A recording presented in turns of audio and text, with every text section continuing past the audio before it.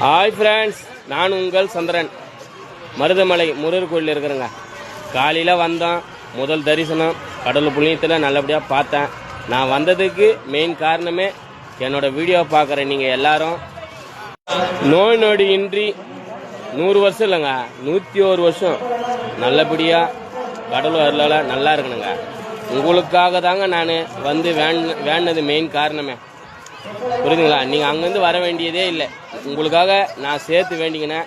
என்னோட video follow பண்ணுங்க, subscribe பண்ணுங்க. புரியுதுங்களா? நான் உங்களுக்காக தாங்க கோயிலுக்கு வந்ததே, மருதமலைக்கு.